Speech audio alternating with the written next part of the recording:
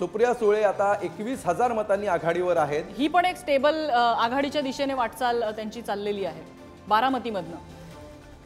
बारामतीमध्ये मला वाटतं सुप्रिया सुळे पहिल्या तासात पिछाडीवर होत्या। हो, पहिल्या तासात पिछाडीवर होत्या। आघाडी पिछाडी असं चाललेलं होतं, अगदी काटेकी टक्कर होती, अटीतटीची लढाई सुरू होती। मात्र नंतर एकदा सुप्रिया सुळेंनी 6-6.5 हजारांची लीड घेतली आणि त्यानंतर त्यांनी आपली आघाडी कायम ठेवलेली आहे।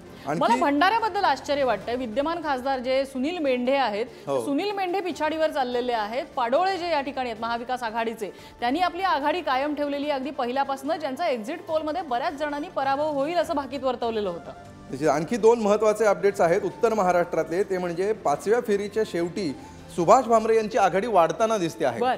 सुभाष भामरे हे 14,200 मतांनी आघाडीवर गेल्याचं दिसतंय। तर नगरची जी दुसरी फाईट आहे त्यामध्ये सुजय विखे यांनी आता 3,000 मतांची आघाडी घेतल्याचं चित्र आहे। विदर्भामध्ये एक धक्कादायक चित्र आहे। हा खरं तर भाजपचा गड मानला जातो, मात्र तिथे काँग्रेस 5 जागी आघाडीवर आपल्याला दिसतंय।